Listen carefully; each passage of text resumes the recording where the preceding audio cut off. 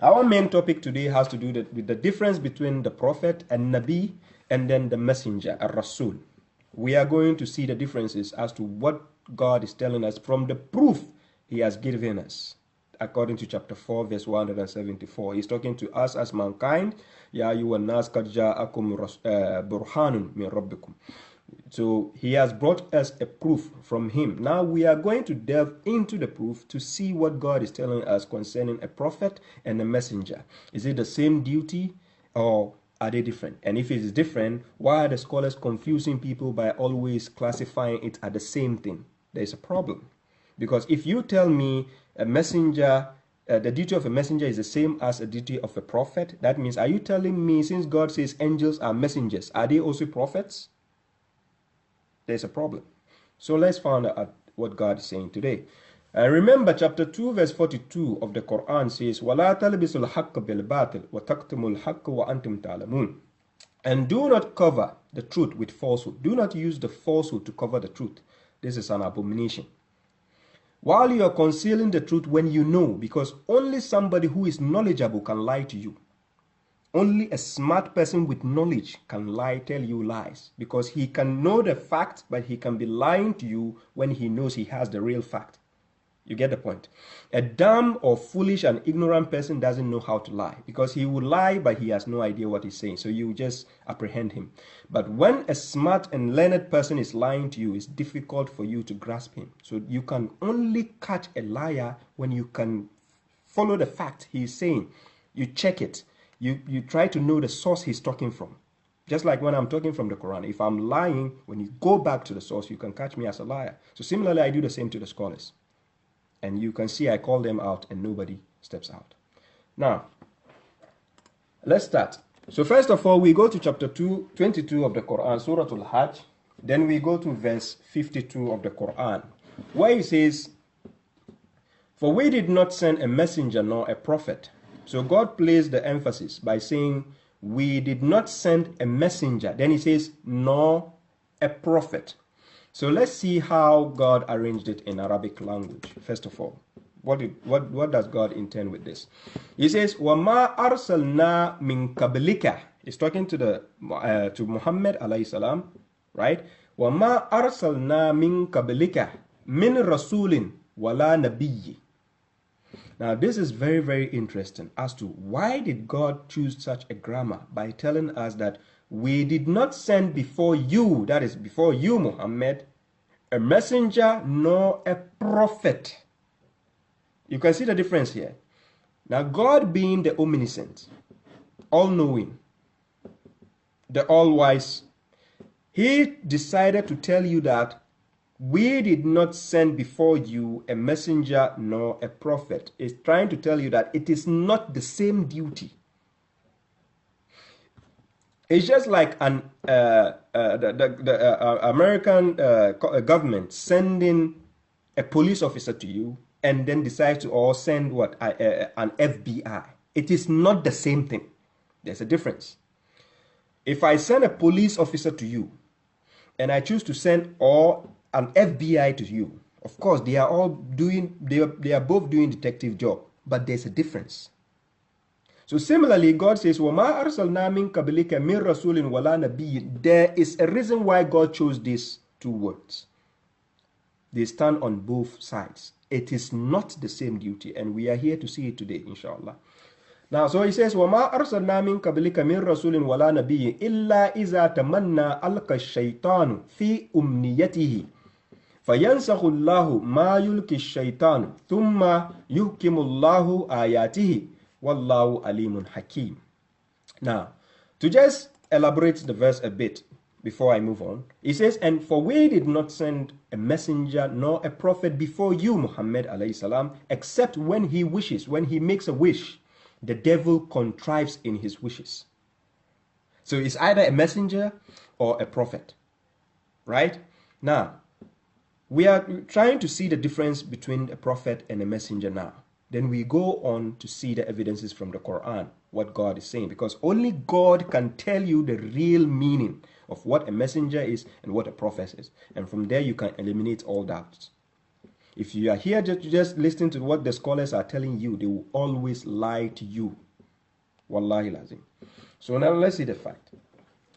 When we say a prophet, now a prophet, according to the definition of the Quran, by taking the verses in context concerning where God has attributed the prophets, a definition that God has given us from the Quran is a person whom God has authorized by inspiration to divine the future, because that is why he's a prophet. He can give you what? Prophecies, right? A person whom God has authorized by inspiration to divine the future, lead, right? And lead. And then what? Judge. And then what? Give good news. And then what? Warn the people. This is the qualities of the prophet according to the Quran, right? He's your leader, because if he's leading you, he can tell you what is coming. That's why he's leading you. And he can judge for you, because he knows more than you. He can tell you what is right and what is wrong. But now, if God is the one who has chosen this prophet, there should be something he's abiding by. He cannot just use his own opinion by telling you what he likes. So we will see the definition. Now, so according to the Quran, we can see from chapter 22, verse 52, God is telling us that for we did not send a messenger nor a prophet before you, Muhammad, right? Because ahead I will show you that Muhammad had both titles given to him. He was a prophet and a messenger of God. So I will show you the evidences as we go on. Now, so according to chapter 22, verse 52, we can see there's a difference between a messenger and a prophet. And now we can see that both entities are dealing, or both titles are also dealing with God at the same time. So let's see the evidence as to what the Quran says concerning that in chapter 22, verse 52, as I've recited it earlier on. Let's see what the Quran says by the translation. It says, "For we did not send any messenger nor a prophet before you, except when he wishes. The devil contrives in his wishes. But God abolishes what the devil contrives. But God abolishes it." So which means, whenever a prophet or a messenger makes a wish, if the devil comes into that wish to contrive anything in the wish, God abolishes it. But how does God abolishes it? Let's see. And then God perfects his verses, because whatever the devil wants to contrive into the verses of God, God will what? Abolish it and perfect his verse. Then he says, and God is omniscient and wise, because he is all-knowing and all-wise, right? So now, this tells you the quality of a prophet and a messenger has to do with God. You cannot be a messenger without dealing with God. You cannot be a prophet without dealing with God. It has to do with God. And whenever you are speaking to the people, the devil also has his own way of delving into it. So now, the second evidence of seeing the quality that a prophet is being sent just like a messenger, you saw from chapter 22, verse 52, as it said, for we did not send any messenger or a messenger, nor a prophet. So which means a prophet can be sent and a messenger can also be sent. But there is a difference. A prophet can be sent and a messenger can also be sent. Right? Good. So, and the next evidence can be found in chapter 7, verse 94, to show you that a prophet is also sent. You don't really, the prophet does not really have to be a messenger before he's sent. But whenever a prophet is sent, he's acting as a messenger at the same time. So he can have two duties. Then we have messengers who by definition are already sent by a message, that is a risala. So they were sent as messengers with a message. That is a messenger. But a prophet, being a prophet, he can have the title and at the same time sent to prophesy to the people. So let's see chapter 7, then we go to verse 94. Now when you read that verse, when you check that verse carefully, when you read that verse, God is talking about a prophet. He says, وَمَا أَرْسَلْنَا فِي قَرْيَةٍ مِّن نَبِيٍّ إِلَّا أَخَذْنَا أَهْلَهَا بِالْبَعْسَاءِ وَالْضَرَاءِ لَعَلَّهُمْ يَدَّرَؤُونَ. So when you check the verse, it says, and we did not send any prophet. And we did not send any prophet into a town except we seized its people with misery and adversity so that they might employ. So you can see a title of a prophet, somebody being a prophet can still be sent, right? It doesn't make him a less prophet. He is still a prophet, but he was sent. Just like a police officer can be a police officer on the duty, but he is sent, which means he has the qualities of a messenger at the same time, but he is a police officer. So similarly, a person can be a prophet, having the qualities of a prophet, but still he can be sent as a messenger. So a prophet can have two duties. So let's see the following evidences in the next one. Now, when we say a messenger in Arabic means Rasul. Now, it means, by the definition of the Quran, is someone who carries a message. It's either by verbal or what? By like a paper, a sheet of paper, right? Then the second meaning is someone who delivers a message. He has been given a message, so he comes to deliver it. This is what is termed as a messenger according to the Quran, right? So similarly, when you go to chapter 22, verse 75 of the Quran, this is what God says concerning messengers among people. Let's see the evidence. Chapter 22, verse 75. It says, Allahu yastafi min al-malaikatu rusulan wa min al-nas. Inna Allah sami'un basir. It says God chooses messengers. It says rusulan in the plural form. God chooses messengers from the angels. Then what? And from the people. God chooses messengers. So messengers can be also classified under angels also. Then among human beings, people, we have messengers. So by this, and God says, indeed, God is hearing and seeing. By this, by the scholars who are out there claiming to the people, telling the people that every Rasul is a prophet, are ignorant. Yes, most of them lack common sense. Because if God is telling you in the Quran, God chooses messengers from the angels and then from the people, and you are now telling us that every Rasul is a prophet, it means you are ignorant. Because show me one angel who is a prophet. How can you call an angel a prophet? You get the point. It's not every messenger who is a prophet. There's a different duty. It's not the same duty. An angel can be an angel, but he can be a messenger, be sent as a messenger. You get the point. So there's a difference between a messenger and a prophet. It's not every messenger who is a prophet. Yes, but every prophet can become a messenger. You get the point. Now, the next evidence as to seeing the difference of a messenger is in chapter 35, verse 1. That is Surah Al-Fatir. Let's see what God says concerning the messengership duty. Now, chapter 35, verse 1, it says, Praise be to God, originator of the heavens and the earth, who assigned angels as messengers. It says, Ja'il al-malaikatu rusulan. He has assigned the angels as what? Messengers. So by this, if you tell me every messenger is a prophet, it means you are ignorant. You don't even study the Quran. How can every messenger become a prophet? No. Now, so here God assigned angels as messengers, possessing wings, double, triple, quadruple. He increases whatever he wills in creation. Indeed, God is capable of all things. Now, in this verse particularly, an ignorant person will take the verse and says, how can angels have triple wings? The point is, you have never seen an angel. So don't imagine an angel being like a human being. Just because you are human and you don't have wings. So when you are told that an angel has 3 wings and you are imagining, okay, where is the 3rd wing? Something you have not seen before. How can you comprehend? Have you seen God before? Have you seen angels before? Do you know how they look like? You cannot comprehend when you are told.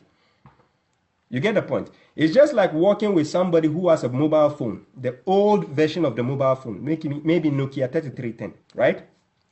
And you go somewhere with him and you have the current mobile phones we have, the smartphones with the Wi-Fi and the Bluetooth and everything on it. Then you reach to a certain location and you tell him, hey, man, there is a Wi-Fi network here. He will just look at you and like, he'll ask you, are you okay? Because he is using Nokia 3310. To him, there is nothing like Wi-Fi existing. So the moment you tell him you can see the networks around that zone, the first thing he'll tell you is, you're crazy. Are you trying to tell me there is a Wi-Fi network and I can browse? You get it. So there is something we call the knowledge of the unseen, ilm al-ghaib. So According to chapter 72 of the Quran, verse 26 downwards, it says, Alimul ghaibi, fala yuzhiru ala ghaibihi ahada, illa man irtada min rasul. So only a messenger can bring you such an information and tell you the unseen, something you cannot comprehend with your senses. Now, so we can see by chapter 22, verse 75, angels are also messengers, and human beings can be messengers, not prophets. There's a different classification to that. Chapter 35, verse 1 tells you angels are also messengers. So every scholar out there telling you that every messenger is a prophet is ignorant. I'm saying it. Let them come out and face me. Every scholar, whether Sunni, whether Shia, whether Tariqa, whichever scholar you have out there, saying that every messenger is a prophet is ignorant. So when I come out and say I'm a messenger, some fools out there will be saying, oh, look, this guy is claiming he's a prophet, because they don't even know the difference between Rasul and Nabi. Ignorant. Now let's move on. Now, when you go to chapter 17, verse 94 to 95, these verses I'm going to recite are very interesting. That is Surah Al-Isra'i, chapter 17, verse 94 to 95. Now let's see what God says concerning a messenger. Again, let's see. Why is God choosing the angels as messengers, and why is God choosing people as messengers? Let's see. God says, وَمَا مَنَ النَّاسَ أَنْ يُؤْمِنُوا إِذْ جَاءَهُمُ الْهُدَى إِلَّا أَنْ قَالُوا أَبَعَثَ اللَّهُ بَشَرًا رَسُولًا. They are asking a question.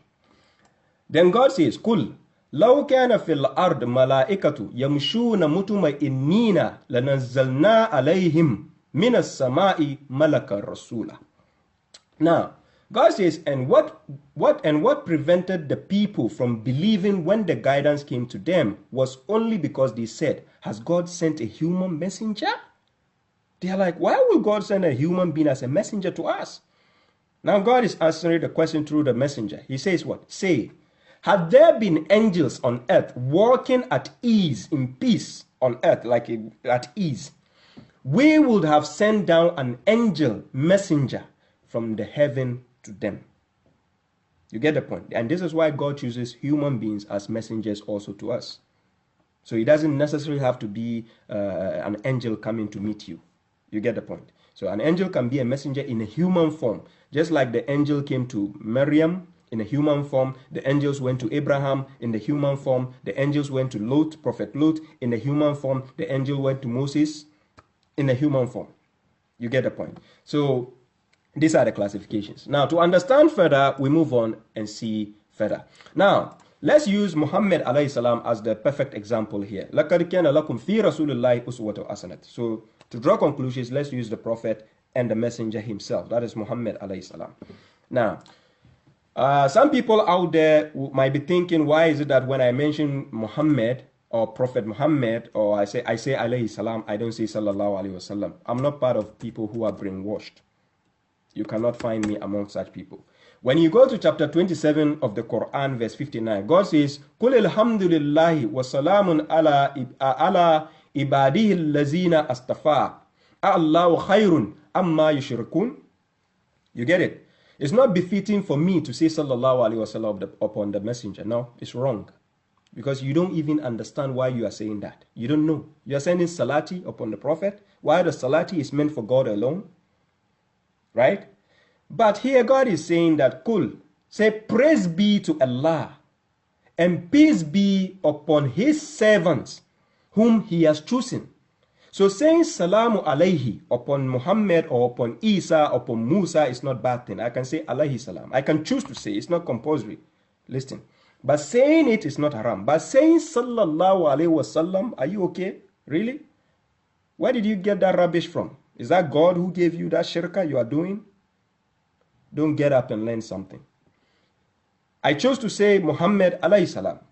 I can choose to ignore by not saying it, because God himself in the Quran, he mentioned Muhammad's name. There is nowhere he says sallallahu alayhi wasallam himself. Nowhere. You get the point? And that is not any disrespect. So some people who are ignorant, when I mention Muhammad's name, they want me to act like them because they are ignorant. So they don't know the stance or what I stand for. Now, let's move on. So, chapter 33, verse 40, we are using Muhammad alayhi salam as the example. It says, ما كان محمد أبا أحد من رجالكم ولكن رسول الله وخاتم النبيين. This is where I want us to check very well. This is the important part. But I just want you to see the part where God is talking to about him as a messenger and as a prophet. What is God saying here?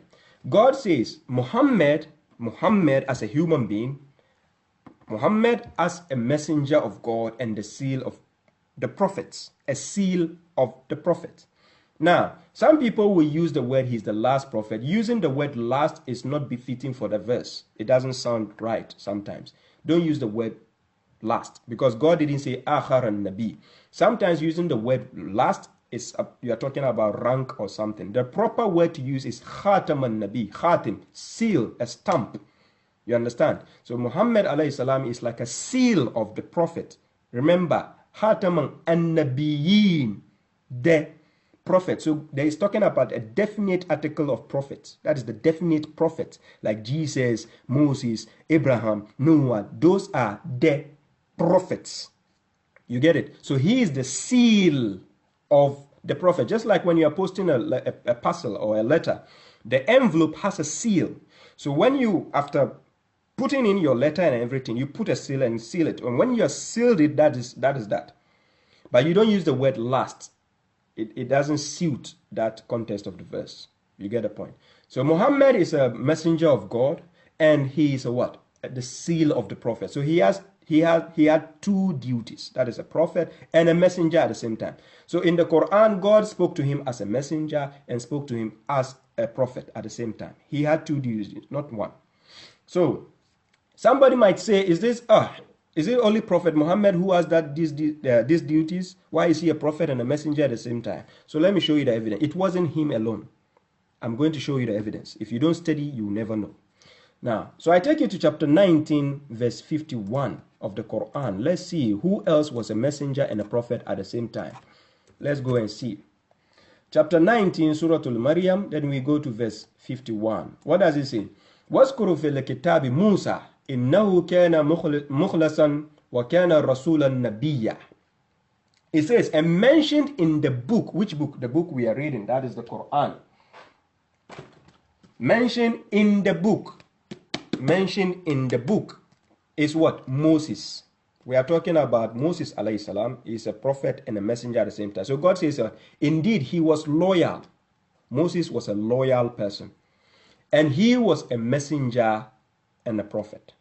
Or a messenger prophet. He was a messenger and a prophet. So it wasn't Muhammad alone who was a messenger and a prophet of God at the same time. Moses was he. So Moses was part of the children of Israel, Bani Israel. That is what? Black people. Now, so we have seen Moses alayhi salam. The next one is chapter 19, verse 54. Chapter 19, verse 54. Who is next? It says what? وَاذْكُرُ فِي الْكِتَابِ إِسْمَاعِيلَ إِنَّهُ كَانَ صَادِقَ الْوَعْدِ. Then he says, وَكَانَ رَسُولًا نَبِيًّا. And mentioned in the book is what? Ishmael. That is Ismail. That is Abraham's first son. Right? Then he says, indeed, he was truthful. He was a sincere person, a truthful person to a promise. When he makes a promise, he was truthful to it.